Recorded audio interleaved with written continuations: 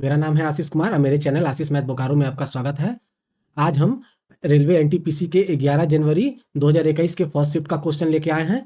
हम इसी तरह एनटीपीसी के गणित के बेहतरीन क्वेश्चन का बेहतरीन सॉल्यूशन देते हैं हर रोज।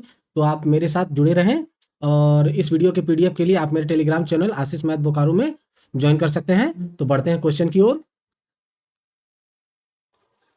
प्रश्न संख्या 1, यदि अल्फा और बीटा बहुपद हैं, एफ एक्स जो दिया हुआ है के शून्यक इस तरह है कि अल्फा माइनस बीटा का मान 1 है, तो के का मान ज्ञात करने बोला है। तो हमको दे दिया एफ एक्स दे दिया, अल्फा माइनस बीटा का मान दे दिया। तो हम जानते हैं ना कि alpha plus beta is equal to minus B by A होता है। तो हम लोग माइनस बी बाई ए, तो alpha plus beta minus B कितना है, -5 है, यानी -5 ले लेंगे। और ए कितना है, ए तो आगे कुछ नहीं है तो 1 है।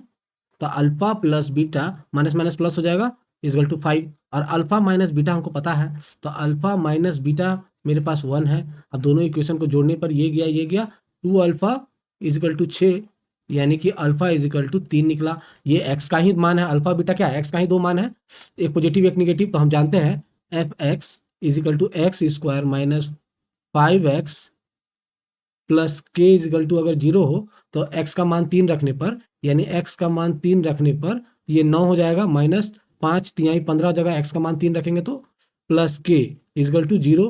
तो k इजिकल टू -15 उधर जाके +15 -9 हो जाएगा, यानी k इजिकल टू 6 हो जाएगा, जो कि ऑप्शन नंबर 2 में दिख रहा है। बढ़ते हैं नेक्स्ट क्वेश्चन की ओर। अगर आपको पता है कि अल्फा प्लस बीटा कितना होता है, -b/a, और एक होता है अल्फा इंटू बीटा, ये होता है c/a, इसे भी याद रखिए। बढ़ते हैं नेक्स्ट क्वेश्चन की ओर। प्रश्न संख्या 2 में धातु के घनाभ की भुजाएं 50 सेंटीमीटर, 40 सेंटीमीटर और 32 सेंटीमीटर है।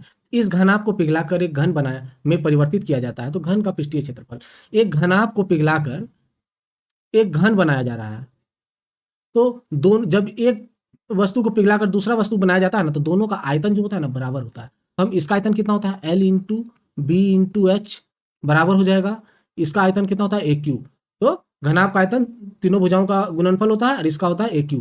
तो हम जानते हैं मेरा L कितना है 50, बी 40 और एच कितना है 32 सेंटीमीटर। तो 50 इंटू 40 इंटू 32 हो जाएगा इजगल टू ए क्यू। तो दोनों तरफ क्यूब रूट करते हैं,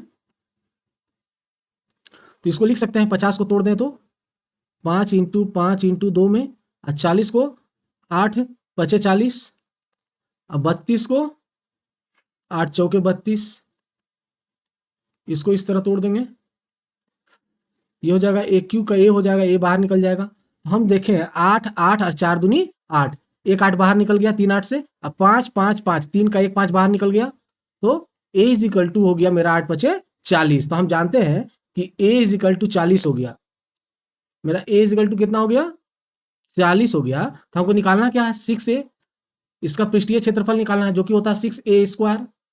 तो हमको पता है 6 इंटू 40 का स्क्वायर कितना होता है 1600, यानी 16 छक 96 पे डबल जीरो, 6a स्क्वायर कितना आया 9600 सेंटीमीटर स्क्वायर हो जाएगा, जो कि ऑप्शन नंबर 4 में दिख रहा है। बढ़ते हैं नेक्स्ट क्वेश्चन की ओर।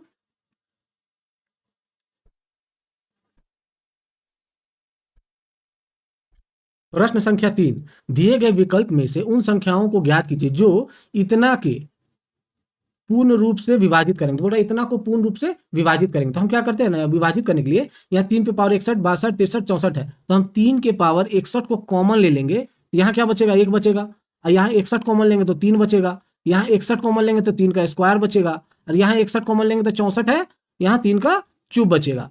अब इसको जोड़ देते हैं, तो 3 पे पावर 61 तो ये होता है 27, ये होता है 9, ये स्क्वायर हो जाएगा 9, ये होता है 27, तो 27 9 36, 3 39 और 1 40, यहाँ 40 हो जाएगा, यानी 3 पे पावर 61 इंटू 40।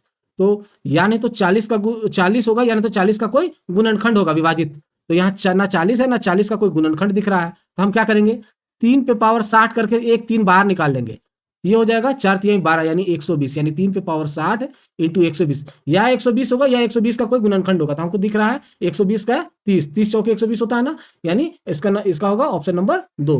बढ़ते हैं नेक्स्ट क्वेश्चन की ओर।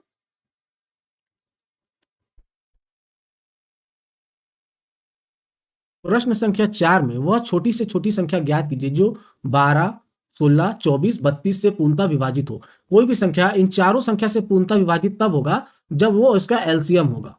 तीनों से विभाजित हो, चारों से विभाजित होना चाहिए, तो इसका एलसीएम निकालना है, सिंपल सी है।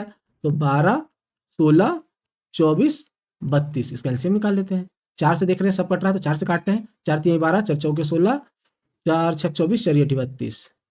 अब किससे कटेगा? 2 से कट रहा है ना, 2 3 रहने दो, 2 दूना 4, 2 तिहाई 6 और 2 चौके 8। 2 से एक बार और कटेगा, 2 एकम 2, दूना 4 3 3, 3 से एक बार और कटेगा, 3 एकम 3, 3 एकम 3, 2 बचेगा। तो 4 दूना 8, दूनी 16, 3 48, दूना 96। तो इसका एलसीएम कितना निकला? 96। तो ऑप्शन नंबर 2। बढ़ते हैं नेक्स्ट क्वेश्चन की ओर।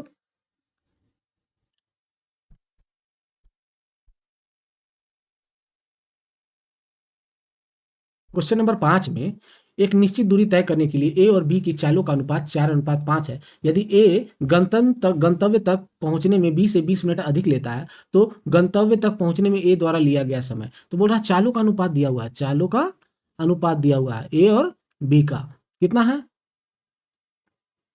4:5। तो चालों का अनुपात का उल्टा होता है समय का अनुपात। समय का अनुपात 5:4 हो जाएगा। तो अगर इतना एक्स और इतना एक्स मान ले तो डिफरेंस कितना है? एक्स का 5x में से 4x घटेगा तो x बचेगा। यहाँ डिफरेंस 20 मिनट का है तो x इजकल टू 20 मिनट में निकल जाएगा। तो हमको a का समय निकालना है ना, तो a तो 5x है, यानी 5 × 20 इजकल टू 100 मिनट हो जाएगा। 100 मिनट घंटा में है तो इसको घंटा में चेंज करेंगे तो 60 से भागा देंगे तो 1 0 गया और 10/6 इसी को लिखते हैं 5/3 घंटा, जो कि ऑप्शन नंबर 2 पे दिख रहा है 5/3। बढ़ते हैं नेक्स्ट क्वेश्चन की ओर। प्रश्न संख्या 6 में 21 सेंटीमीटर भुजा वाले घन से बनाए जा सकने वाले सबसे बड़े गोले का आयतन ज्ञात कीजिए। मतलब 21 सेंटीमीटर घन है, तो एक घन है, घन का सिर्फ पहला फेस बनाते हैं। टोटल 6 फेस होता है ना, हम सिर्फ आगे वाला फेस बना रहे हैं। इसके अंदर जो सबसे बड़ा गोला कौन बनेगा? ऐसा बनेगा जो चारों भुजा को टच करते हुए जाएगा। तो अगर हम जान रहे इसका भुजा 21 सेंटीमीटर है तो घन का भुजा वृत्त के व्यास के बराबर होगा, ये भी 21 सेंटीमीटर। तो आर इज इक्वल टू होगा कितना? 21/2। तो हम इसका आयतन निकाल सकते हैं ना गोले का, 4/3 पाई आर क्यू। तो गोले का आयतन 4/3 पाई आर क्यू, पाई हो गया 22/7 इंटू आर क्यू मतलब 21/2 इंटू 21/2 इंटू 21/2। तो 7 या 21, 21 गया, 2 दूना 4, 4 गया, 2 से 11 बार में, तो बचेगा 21 इंटू 21 यानी 441 होगा, इंटू 11 बचेगा। अब 11 से गुना करेंगे तो 1,5,8,4 होगा, इतना सेंटीमीटर क्यूब हो जाएगा, जो कि दिख रहा है हमको ऑप्शन नंबर 3 में। बढ़ते हैं नेक्स्ट क्वेश्चन की ओर।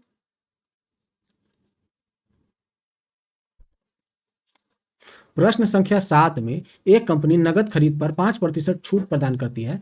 यदि बाइक का अंकित मूल्य 75,200 है तो दर्शन को कंपनी से नगद बाइक खरीदने पर कितना भुगतान करना होगा? हम सीधे देख रहे हैं 75,200 का बाइक है जिसमें दर्शन को 5% का छूट मिलेगा नगद पर। तो 5% कितना होता है? तो 75,200 का 5% 20 से भाग दे देंगे तो निकल जाएगा। तो 2 तिहाई 6 7 14 6 12, तो ये 5% कितना हो जाएगा? 37,60। तो 37,60 इसका 5% है, घटा देते हैं, इतना तो छूट मिलेगा। 04417 मेरा कितना निकल गया? 71440, जो कि ऑप्शन नंबर 3 पे है। या फिर इसको ऐसे भी बना सकते हैं, डायरेक्ट 75200 का डायरेक्ट 95% निकाल देंगे, 5% छूट हो गया तो 0 गया। 752 इंटू 95 को भी गुना करेंगे तो 71440 ही आएगा, ये ऑप्शन नंबर 3। बढ़ते नेक्स्ट क्वेश्चन की ओर। प्रश्न संख्या 8 में 1/4 plus 1/4 into 5 plus 1/4 into 5 into 6 का मान ज्ञात कीजिए 2 दशमलव तक। तो इसको मान ज्ञात करने बोल रहा है तो इसका क्या करेंगे? नीचे एलसीएम ले लेंगे, तो 4 5 6 है, एलसीएम भी 4 5 और 6 ही होगा। तो 4 से होगा तो 5 इंटू 6 हो जाएगा, 5 इंटू 6 प्लस 4 इंटू 5, 4 इंटू 5 तो 6 हो जाएगा, प्लस 4 5 6 तो यहाँ 1 हो जाएगा। तो 6 5 30 प्लस 6 प्लस 1 और ये 6 5 30 चौके 120। तो 37 दो अंक तक बोला गया है। तो 37/120, तो इसको भाग देते हैं 37 120 से भाग देते हैं तो पॉइंट देंगे तो जीरो आएगा, 12×3 = 36 360, ये हो जाएगा 10 बचेगा और एक जीरो आएगा, फिर जीरो बार में लगभग 31 हो जाएगा, जो कि ऑप्शन नंबर 1 में दिख रहा है। बढ़ते नेक्स्ट क्वेश्चन की ओर। प्रश्न संख्या 9 में निम्नलिखित वितरण का माध्य ज्ञात कीजिए। तो माध्य क्या होता है? योग बटा संख्या। तो हम लोग योग बटा संख्या, एक्स दिया गया है और एफ दिया गया। एक्स क्या है? एक्स संख्याएं हैं और एफ जो है कौन सी संख्या कितनी बार आया है ये दर्शाता है। मतलब 5 जो है ना 4 बार आया है, 6 8 बार आया है, 7 14 बार आया है, 8 11 बार आया है और 9 3 बार आया है। अगर 5 4 बार आया है तो हम इसको टोटल संख्या कितना, योग कितना होगा? 5 × 4। उसी तरह प्लस 6 8 बार आया है तो 6 × 8 प्लस 7 × 14 प्लस 8 × 11 प्लस 9 × 3 बटा संख्या।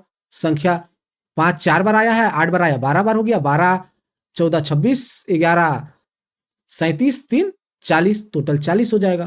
तो अब इसको निकालते हैं। 5 चौके 20 प्लस 8 6 48 प्लस 14 7 98 प्लस 8 88 प्लस 9 27 बटा 40, जोड़ देते हैं। 7 8 15 8 23 8 31, 31 का 1 बचा 3, 4 2 6 3 9 18 8 26 2 28, 28 बटा 40। तो अब हमको माध्य निकालना है ना। तो माध्य है 4 7 28, लगभग 7 बार में कट रहा है ना, तो एक ही ऑप्शन है 7 वाला, ऑप्शन नंबर 1। तो हमको क्या निकालना है? योग निकालना है और संख्या। यहां दिया गया एक्स क्या है? संख्याएं हैं और एफ उन संख्या कितनी बार आया है, यानी 5 जो संख्या है 4 बार आया है, 6 जो संख्या वो 8 बार आया है। वही हो गया योग निकालने के लिए। अगर 5 जो संख्या 4 बार आया है तो योग कितना होगा? 5 चौके 20, यानी 4 संख्याओं का योग 20 हो जाएगा इधर, 5 चौके 20। इसी तरह सबका निकाल के जोड़ देंगे तो टोटल योग निकल जाएगा। योग निकल गया तो संख्या टोटल संख्या को जोड़ देंगे तो संख्या 40 है, तो संख्या 40 हो जाएगा। बढ़ते हैं नेक्स्ट क्वेश्चन की ओर।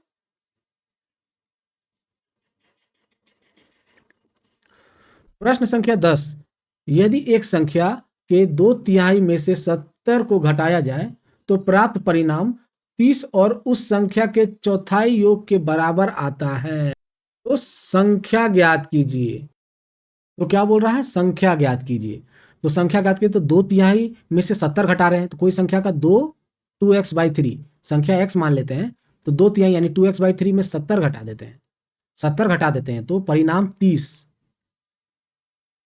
और उस संख्या के चौथाई के योग के बराबर होगा, यानी उस संख्या का चौथाई यानी x/4 के योग के बराबर होगा। हो गया। ये 70 इधर आएगा तो 30 में जुड़ जाएगा तो 100 हो जाएगा। ये x/4 इधर आ जाएगा तो 2x/3 माइनस x/4 इधर आ गया माइनस में। ये एलसीएम लेते हैं 12 3 चौके 12 4 दूनी 8x 5 4 तिहाई 12 3x 8 में 3 जाएगा तो 5x हो जाएगा और ये हो जाएगा 100। 5 से काटेंगे दूना 10 यानी 20 बार में, यानी x = 12 दूनी 24 240 हो जाएगा, जो कि ऑप्शन नंबर 4 पे दिख रहा है। बढ़ते हैं नेक्स्ट क्वेश्चन की ओर।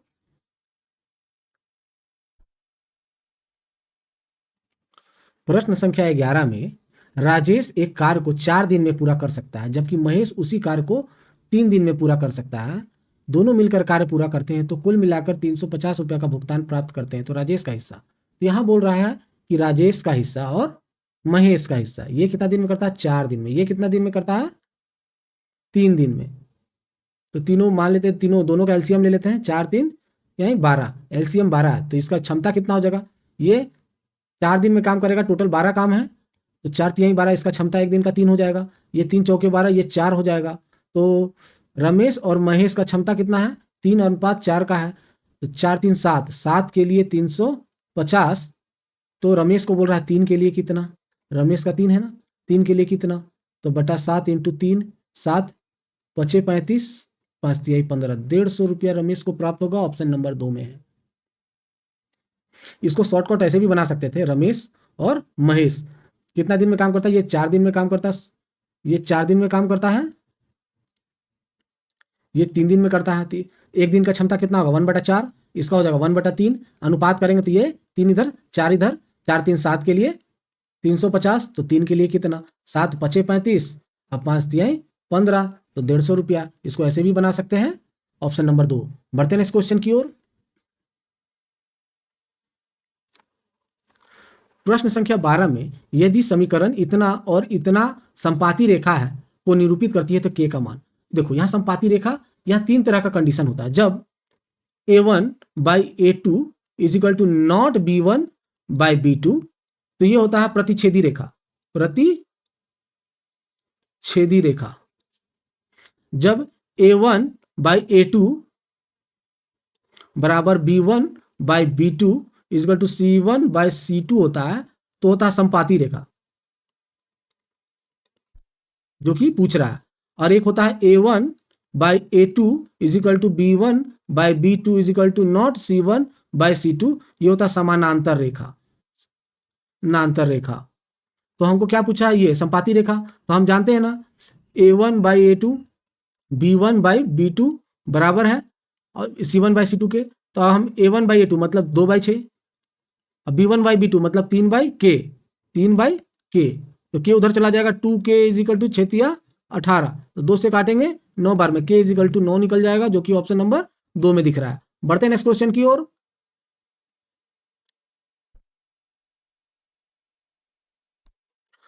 क्वेश्चन नंबर 13 में दिए गए त्रिभुज एबीसी में डी पैरेलल बीसी, डी जो है ना पैरेलल है बीसी के, तो एडी और डीबी यानी ये 3 है, ये 5 है, तो एसी टोटल कितना है?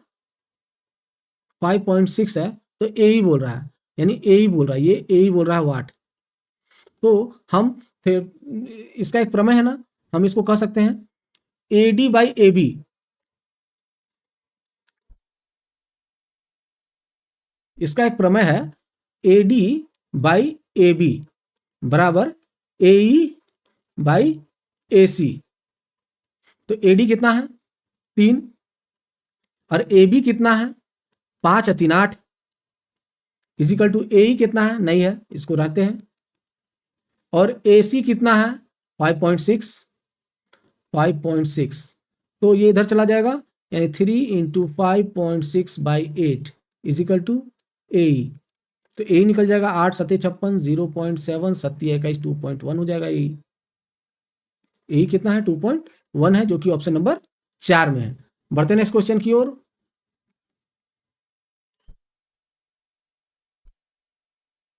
क्वेश्चन नंबर 14 में यदि x is equal to R sine A cos C है और y is equal to R sine A sine C है और z is equal to R cos A है, तो x² + y² + z² का मान क्या होगा? तो हम अगर x आर को इधर कर दें तो x/r हो जाएगा ना, इज इक्वल टू साइन ए और कॉस सी।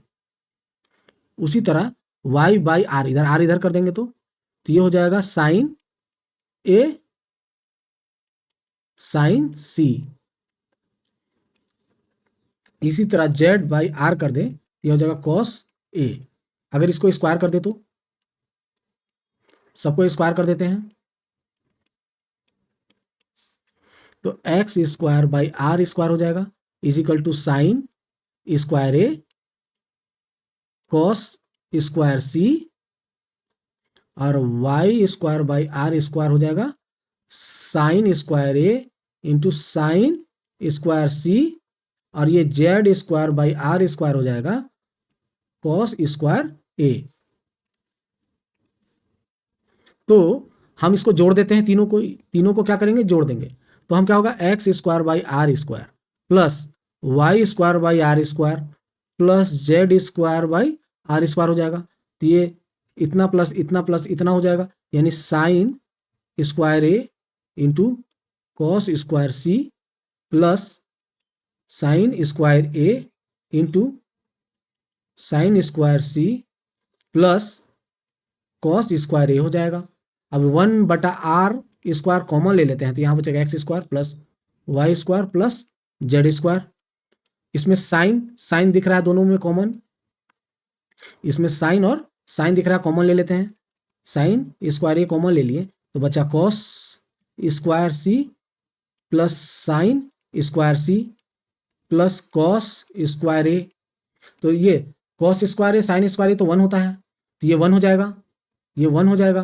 तो बचा साइन स्क्वायर ए प्लस कॉस स्क्वायर ए, और sign square A cos square ए भी 1 हो जाता है। तो हम लिख सकते हैं 1/r X square plus Y square plus Z square. तो X square plus Y square plus Z square is equal to 1 बचा, 1 इंटू आर हो जाएगा स्क्वायर, आर इधर आ जाएगा, आर स्क्वायर इधर आ जाएगा, r square 1 into r square यानी आर स्क्वायर हो जाएगा, जो कि ऑप्शन नंबर 2 में दिख रहा है। बढ़ते नेक्स्ट क्वेश्चन की ओर।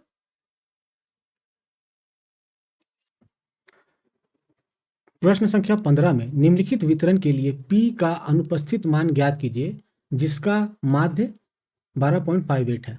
तो यहाँ बोल रहा है माध्य दिया गया है, P जो अनुपस्थित है वो निकालने के लिए बोल रहा है। तो यहाँ x और f दिया हुआ है, x क्या है, संख्या है, और f संख्या कितनी बार आया है। जैसे 5 एक संख्या है तो 5 2 बार आया है, 8 एक संख्या है 8 5 बार आया है।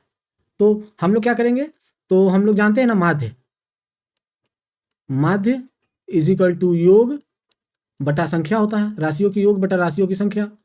तो योग, तो हमको माध्य तो पता है 12.58 इज इक्वल टू योग, और संख्या हम जोड़ लेंगे 5 2 7 8 15 22 37 7 44 6 50। तो मेरा संख्या निकल गया 50। तो राशि को योग संख्या 50 है, तो योग इज इक्वल टू हो जाएगा ना, योग इज इक्वल टू 12.58 इंटू 50 हो जाएगा। 1 0 0 2 1 0 कट गया, 5 दूना 10 और 2 से काटेंगे 2 6 12 2 दूनी 4 2 9 18, यानी योग निकला 629। तो योग मेरा 629 निकल गया।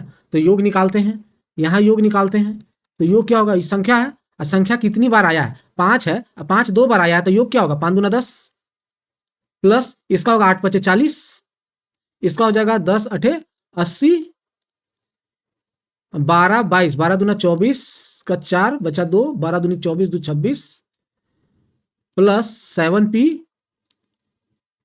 प्लस 20 चौके 80 और 25 दूना 50।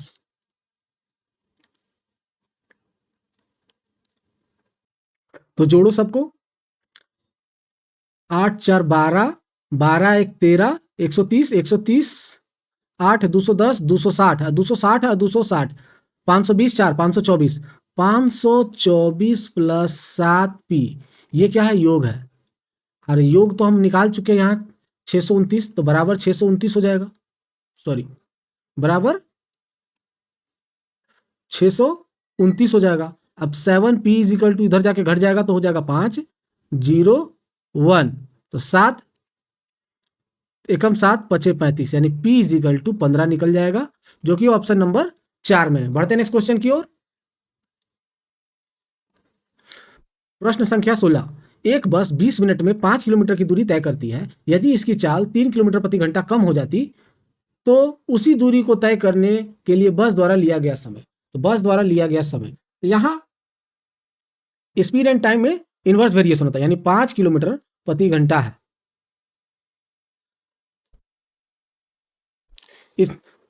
तो स्पीड एंड टाइम में इनवर्स वेरिएशन होता है। तो चाल निकाल लेते हैं पहले।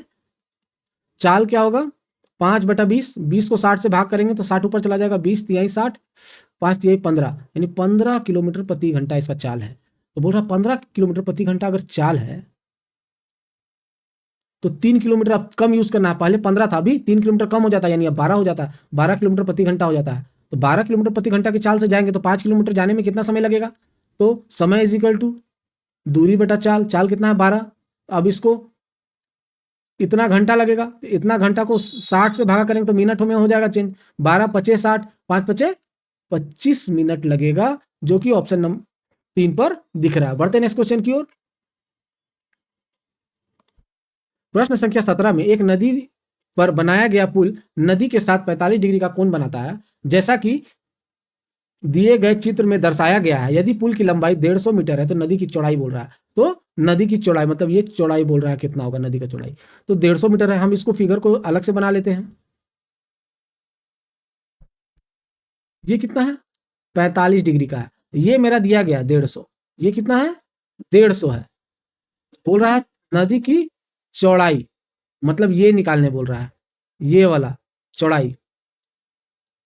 तो चौड़ाई को x मान लेते हैं। हम 45 डिग्री का एक ट्रिक जानते हैं ना, अगर 45 डिग्री हो तो ये 1 होगा, ये √2 होगा और ये 1 होगा, क्योंकि ये √2 होता है, सॉरी ये √2 होता है, तो √2 के लिए 150, √2 के लिए 150, तो ये तो 1 होता है, तो 1 के लिए कितना, 1 के लिए कितना, 150 बटा √2 इंटू 1।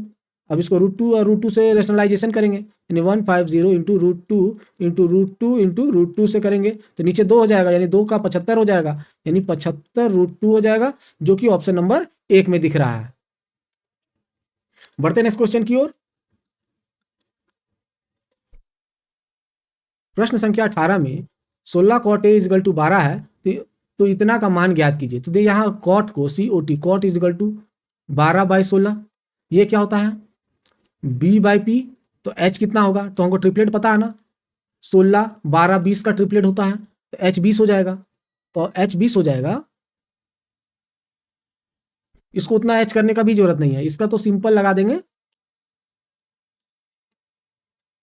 इसको तो सिंपल लगा देंगे।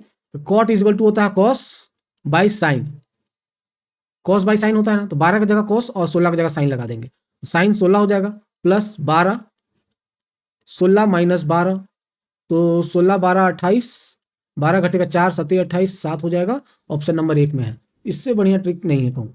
इसी तरह की ट्रिक के लिए आप हमसे हमेशा बने रहें। मैं आपको इधर उधर की बातें नहीं करता हूँ, मैं इधर उधर की बात नहीं करता हूँ, मैं डायरेक्ट टॉपिक से भटकता नहीं हूँ।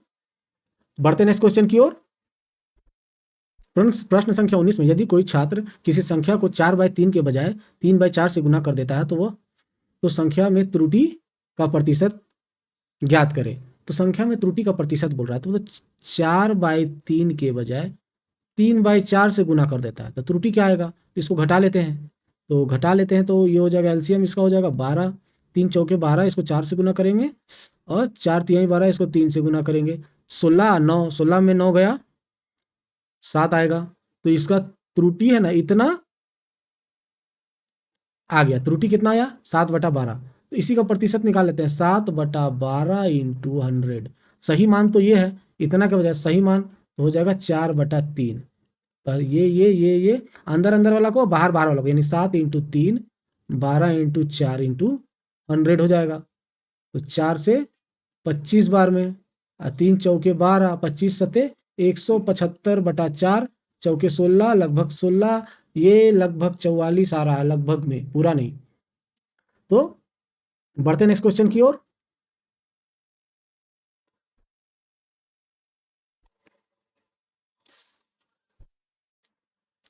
प्रश्न संख्या 20 में जब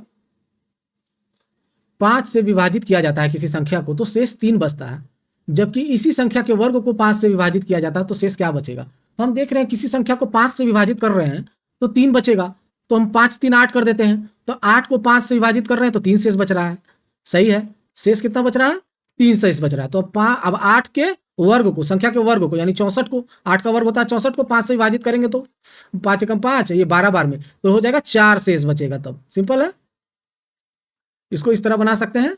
बढ़ते हैं नेक्स्ट क्वेश्चन की ओर। अगर और इससे कोई आसान तरीका है तो आप बता सकते हैं, इस और ये कोई नया तरीका नहीं है, ये हमेशा हम इस तरीका का प्रयोग किए हैं और हमेशा आंसर इसका सही आता है। बढ़ते नेक्स्ट क्वेश्चन की ओर। प्रश्न संख्या 21 में महेश ने अपने स्टॉक का 3/4 हिस्सा 20% लाभ पर और शेष स्टॉक को 15% लाभ पर बेचा, तो कुल लाभ प्रतिशत ज्ञात कीजिए। तो बोल रहा 3/4%, 20% के लाभ पर, तो शेष कितना होगा, शेष हो जाएगा 1/4, 3/4 का 4 का 3 हिस्सा 20%, तो 4 का 1 हिस्सा बचेगा जो कि 15% लाभ पर। अगर हम कुल को 100 माने, कुल कितना है 100 है, तो 100 तो 3/4 कितना हो जाएगा 75 हो जाएगा, 75 को 20% लाभ पर यानी 120/100, तो 75 हो गया, 3/4 तो 25 हो जाएगा, 1/4 तो 25 को 15% लाभ पर 115/100।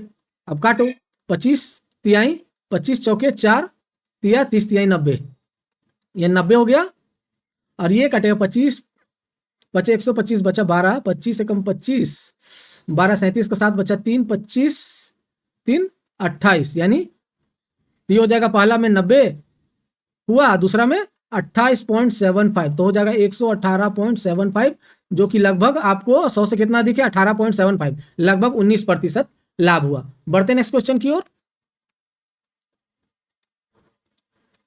प्रश्न संख्या 22 में यदि एक परीक्षा में 370 छात्र शामिल हुए जिसमें से 352 उत्तीर्ण हुए तो उत्तीर्ण छात्र का प्रतिशत निकालना है। तो प्रतिशत निकालने का नियम जानते हैं, जिसका निकालना है यानी 352 का निकालना है इंटू 100, जिस पर निकालना है 370 पे निकालना है। सिंपल है, ये गया तो हो जाएगा 3520 बटा 37 लगभग कितना 90% अधिक है यानी 95% दिख रहा है, यानी 95% हो जाएगा। काट लीजिए, इतना आंसर आ जाएगा। बढ़ते नेक्स्ट क्वेश्चन की ओर। प्रश्न संख्या 23 में यदि दो संख्याओं का योग 17 है और उनके वर्गों का योग इतना है तो संख्याएं ज्ञात कीजिए। तो दो संख्या कौन है, a plus b is equal to 17 मान लेते हैं और a square plus b square is equal to 145 है। तो संख्याएं बताइए। तो हम इसका स्क्वायर कर लेते हैं। तो a square plus b square plus 2ab is equal to 17 का 289 हो जाएगा, क्योंकि इतना का मान 145 है तो यहाँ 145 प्लस 2ab इजगल टू 289 हो जाएगा। तो 2ab में 145 उधर चला जाएगा तो 289 माइनस 145 ये 4 बचा, ये 4 बचा, ये 1 बचा, यानी 2ab इजगल टू 144 हो गया। तो हम निकाल सकते हैं a माइनस बी का होल स्क्वायर तो होता है a square plus b square minus 2ab। a square plus b square कितना है 145 माइनस 2ab कितना है 144। तो हम मेरा निकल जाएगा 1, ये रूट होगा तो 1 का 1 ही हो जाएगा। तब हम कह सकते हैं कि a plus b is equal to 17 है और a minus b is equal to 1 निकला तो b भी गया 2a इजिकल टू 18 तो 9 हो जाएगा। a इजिकल टू 9 तो b इजिकल टू 8 हो जाएगा, 8 9 17 तो 8 9। बढ़ते नेक्स्ट क्वेश्चन की ओर।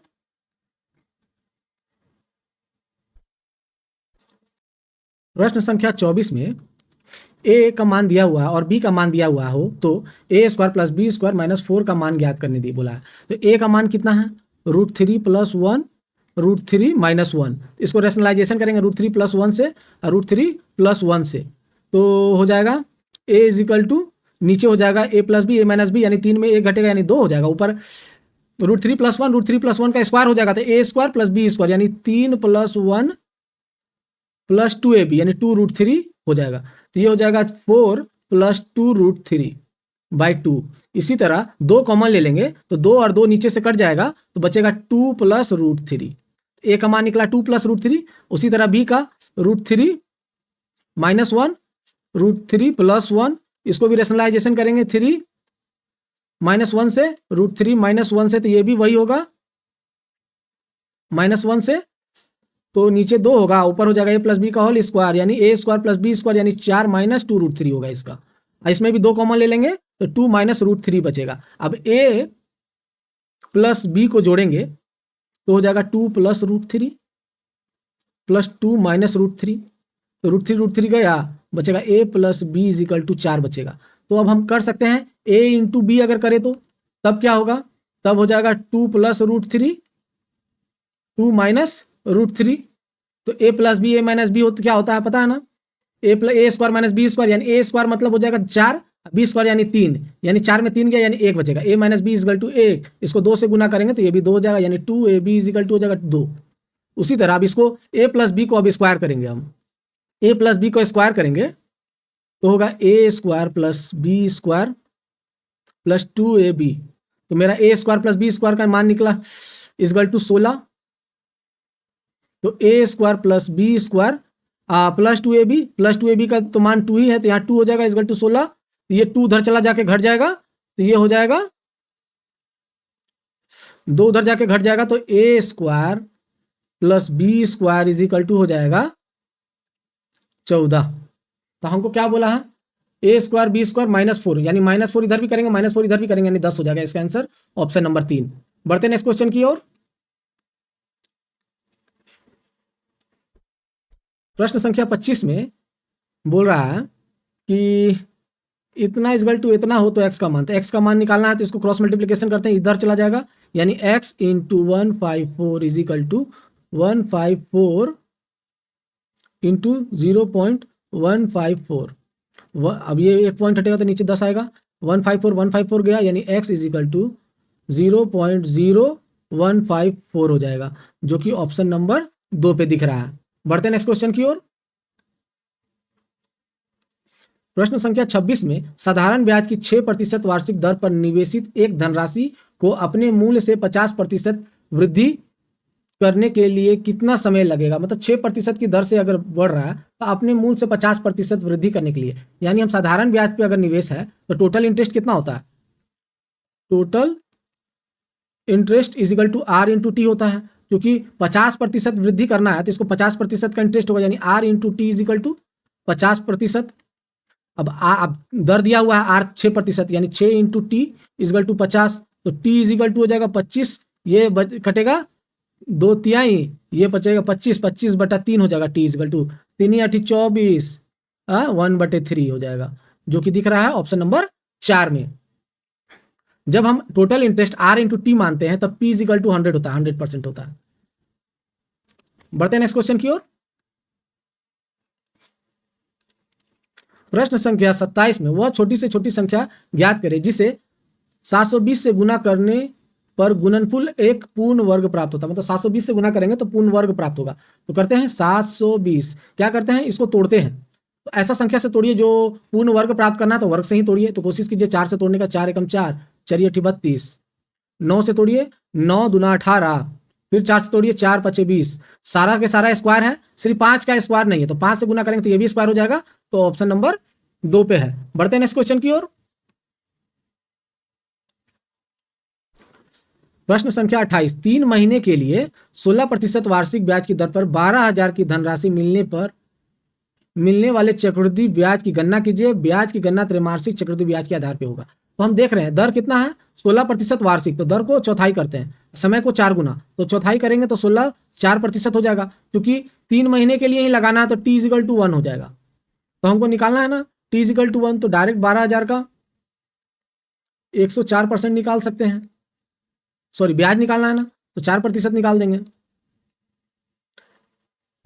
2020 गया, 12 × 4 = 48, 480, ऑप्शन नंबर 4। बढ़ते हैं नेक्स्ट क्वेश्चन की ओर।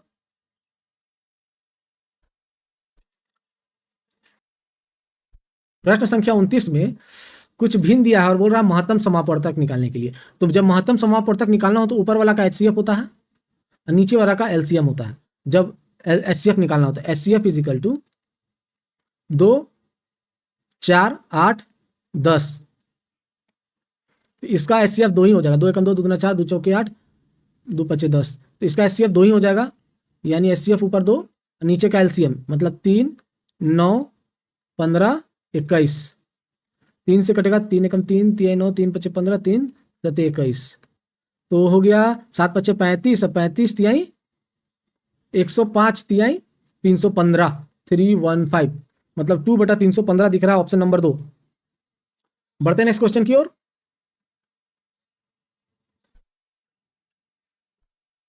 प्रश्न संख्या 30 में वह छोटी से छोटी पूर्णांक संख्या ज्ञात करे जिसे इसके अनुपात 5:6 की दोनों संख्या से घटाने पर प्राप्त अनुपात 17:22 से कम होता है। पहले जो हम लोग क्वेश्चन बनाते थे ना, तो उसमें सीधा सीधा बोलता था कि घटाने पर 17:22 के बराबर होता है, लेकिन यहाँ बोल रहा 17:22 से कम होता है, ये थोड़ा डिफरेंस है। तो हम क्या करते हैं, 5 है और 6 है, उससे कोई संख्या x घटाते हैं। तो बोल रहा है 17:22 जो है ना, इसके बराबर नहीं है, बराबर नहीं, इससे कम है। तो हम लोग क्या करेंगे, इससे कम है, इससे कम है, यानी 17:22 ज्यादा है। तो अब इसको क्रॉस मल्टीप्लीकेशन जैसे बनाते हैं सेम, 22 बचे 110 माइनस 22x ग्रेटर 17 छक 102 माइनस 17x। अब 102 को उधर भेज देते हैं तो 8 बचेगा, 22 को उधर भेज देते हैं तो हो जाएगा 5x। तो x इज इक्वल टू क्या होगा, 8/5। x अगर, सॉरी इसको उधर ही रखते हैं, तो x इज इक्वल टू क्या होगा, 8/5। तो x इजगल टू 8 बचा 5 है, इसको 5 से भागा देंगे, 5 एकम 5, 5 36, यानी x जो है ना 1.6 से बड़ा है। क्योंकि x 1.6 से बड़ा है तो 1.6 से बड़ा सबसे छोटा पूर्णांक यही दिख रहा है 2। 1.6 से बड़ा कौन है? 2। तो पहला जो 2 है वही लेंगे, बाकी नहीं लेंगे। तो 1.6 से बड़ा कौन दिख रहा है? 2 दिख रहा है। ऑप्शन नंबर 2 मेरा आंसर है। बढ़ते नेक्स्ट क्वेश्चन की ओर। क्वेश्चन नंबर 31 में उस विकल्प का चयन कीजिए जिसका तीसरा संख्या से वही संबंध है जो दूसरी संख्या से पहली संख्या का संबंध है। तो यहाँ 9 का 729 हो रहा है, यानी 9 का क्यूब हो जा रहा है, तो यहाँ 11 का क्यूब होगा, 1331 होता है, जो कि ऑप्शन नंबर 4 में है। बढ़ते हैं नेक्स्ट क्वेश्चन की ओर।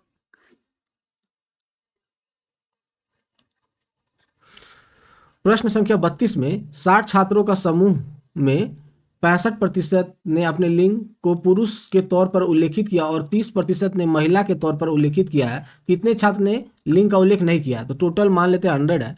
100 में से 65 पुरुष है और 30% महिला है, तो जोड़ लो, 95% हो गया ना। तो 5% जो है कि उल्लेखित नहीं है। 100 से कितना कम है? 5, यानी 5% जो है उल्लेखित नहीं है। बोल रहा कितने छात्र उल्लेखित नहीं है? तो 5%। तो 5%, टोटल मेरा 60 है, तो 60 का 5% निकाल लो। 5%, 0 0 गया, 5 दूना 10, 2 से 3, 5% कितना है? 3 है। बढ़ते नेक्स्ट क्वेश्चन की ओर। प्रश्न संख्या 33 में नीचे दी गई तालिका में 6 सत्रों में से प्रत्येक में छात्र ए बी सी डी और ई द्वारा प्राप्तांकों का प्रतिशत दिया गया है। तो तालिका का अध्ययन करें और निम्नलिखित प्रश्न का उत्तर दें। बोल रहा 5 स्टूडेंट है और 6 सत्र है, 6 सत्र में 5 स्टूडेंट का प्रतिशत दिया गया है। तो प्रश्न में पूछ रहा है इनमें से किस छात्र के पहले सत्र में प्राप्तांकों का प्रतिशत सभी सत्र में सभी छात्रों का प्राप्तांकों के औसत प्रतिशत के निकटतम है। तो बोल रहा है सेमेस्टर 1 का पूछ रहा है, सेमेस्टर 1 के बारे में पूछ रहा है। अब बोल रहा है कि सेमेस्टर 1 का जो प्रतिशत प्राप्तांक है सभी छात्रों के सभी सत्र में, मतलब टोटल का निकालना होगा। टोटल का औसत के किसके बराबर है? ए बी सी डी किसके सत्र के निकटतम है, सॉरी, तो सबका योग निकालना होगा हमको। तो हमको औसत निकालने के लिए सबका योग मतलब 30 का योग, मतलब 5 स्टूडेंट है, 5 का 6 सत्र, यानी 6 बचे 30 संख्या का योग निकालना होगा। 30 संख्या का योग निकाल के 30 संख्या से भाग देंगे तो औसत निकलेगा। तो शुरू करते हैं। तो पहले ए का योग निकालते हैं।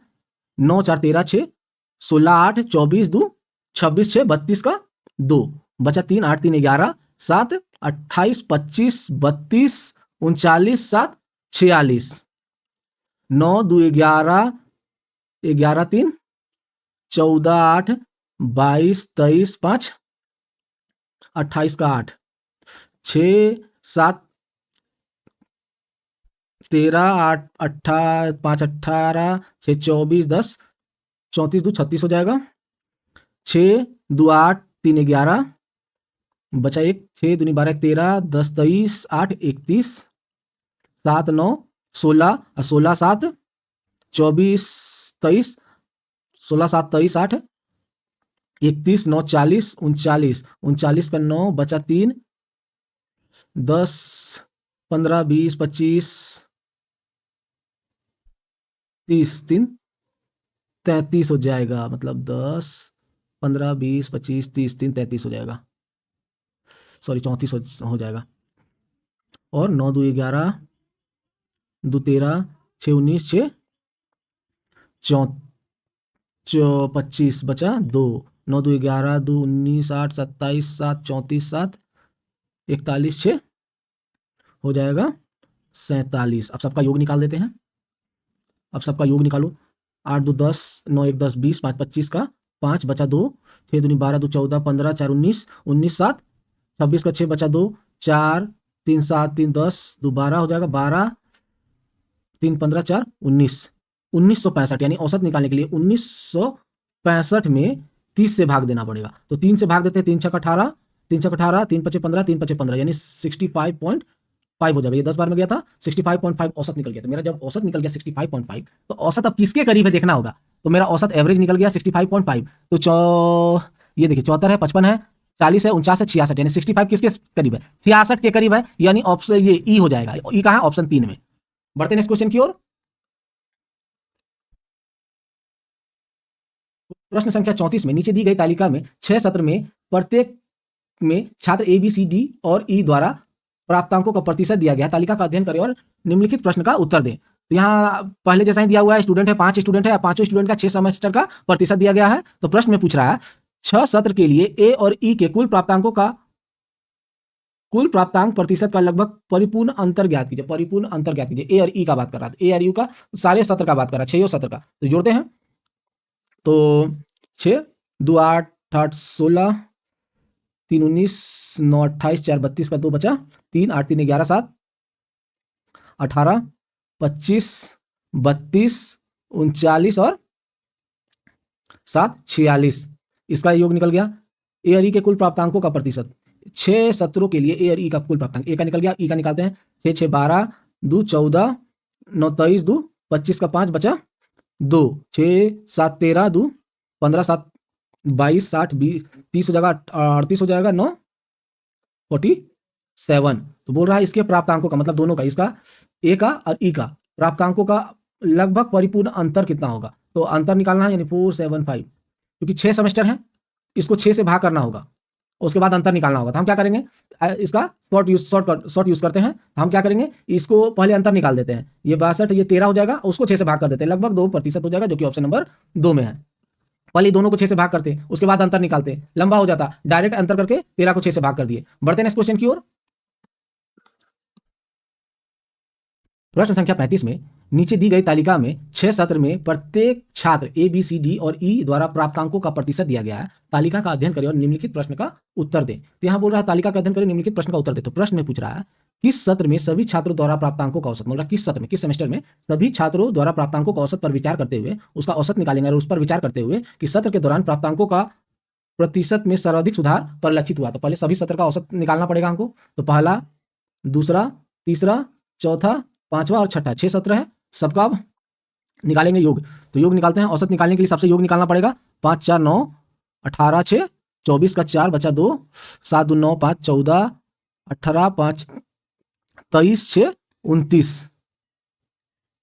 ये पहला हो गया। दूसरा हो गया 9 10 3 13 9 22 6 28 का 8 बचा 2 7 2 9 5 14 18 5 23 7 30 8 3 11 8 21 22 का 2 बचा 2 7 2 9 6 15 10 25 7 32 8 3 11 2 13 7 20 21 का 1 बचा 2 7 2 9 10 19 5 24 8 32 4 9 दूनी 18 4 22 का 2 बचा 2 10 5 15 6 21 और 14 35 हो जाएगा। 9 6 15 6 21 7 28 2 30 का 0 बचा 3 9 2 9 3 12 5 17 17 6 23 6 29 8 37। अब सबका औसत निकालो, सबको 5 से भागा देते हैं, सबको 5 से भागा देंगे। तो 5 5 25 4 4 5 48.5 48 5 36 6 बार में, और 5 एकम 5 5 36 5 36 5 चौके 20 चौके 20 5 36 5 चौके 20 6 4.5 दूनी 10 5 सत्ते 35 0 हो जाएगा 5 चौके 20 5 सत्ते 35 5 चौके 20। यहाँ बोल रहा है सर्वाधिक सुधार, सभी का औसत निकालने के बाद, सभी का औसत निकालने सुधारने के बाद औसत पर विचार करते हुए उस सत्र के दौरान प्राप्तांकों के प्रतिशत में सर्वाधिक सुधार हुआ है। तो सर्वाधिक सुधार किसमें हुआ, तो 58 से 61 हो गया, कितना बढ़ा, लगभग 8 3 11 3 बढ़ा। फिर 61 से 64 हो गया, इसमें भी 3 बढ़ा। अब 64 से 64 है, इसमें 1। अब 64 से 70 हो गया, लगभग इसमें 6 वृद्धि हुआ है। तो ये कौन सा है, पांचवा है, पांचवा में सर्वाधिक वृद्धि हुआ है, जो कि ऑप्शन नंबर 4। तो इसका औसत निकालना था, और औसत बोल रहा है कि सर्वाधिक, बोल रहा है औसत पर विचार करते हुए उस सत्र के दौरान प्राप्तांकों के प्रतिशत सुधार परिलक्षित होता है। मतलब किसमें ज्यादा सुधार हुआ है, मतलब चौथे से पांचवें में ज्यादा सुधार हुआ है। बढ़ते नेक्स्ट क्वेश्चन की ओर।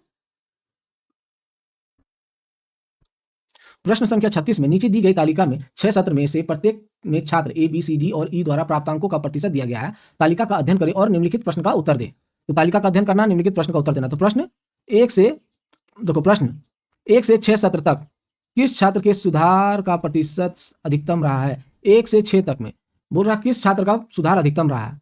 तो सुधार तो यहाँ देखो 74 से इतना हो गया, बढ़ गया, फिर घट गया, फिर 74 से 79 हुआ, फिर 73 हो गया, घट गया। ये तो सुधार नहीं हो रहा है, घट गया। अब देखिए 55 से 51 हो गया, 51 से 68 हो गया, बढ़ 55 से 51 यहाँ घट गया, यहाँ बढ़ गया। एक सी में देखते हैं, ये है 40 से 43 हुआ है, 43 से 50, 50 से 52, 52 से 60, 60 से 86, मतलब सब में बढ़ा है, सब में बढ़ा है। और इसमें डी में देखते हैं 59 से 59 है, अब 59 से 8 घट गया है, ये भी नहीं होगा। ये 66 से 76, 76 से फिर 71 हो गया, ये भी घट गया, ये भी नहीं होगा। तो बोल रहा है किस छात्र में सुधार का प्रतिशत अधिकतम रहा है। तो सी में सुधार हुआ है, क्या कि हमेशा ये इसका नंबर बढ़ा है, पहले 40% था, 43 हो गया, 50 हो गया, 52 हो गया, इसको बनाने का जरूरत नहीं है, ये तो ऐसे भी पता चल रहा है। बढ़ते नेक्स्ट क्वेश्चन की ओर। तो ये क्वेश्चन लास्ट था। इसी तरह के सॉल्यूशन के लिए आप मेरे साथ जुड़े रहें। मेरा नाम है आशीष कुमार और मेरे लेक्चर के पीडीएफ के लिए आप मेरे टेलीग्राम चैनल आशीष मैथ बोकारो में विजिट कर सकते हैं। धन्यवाद।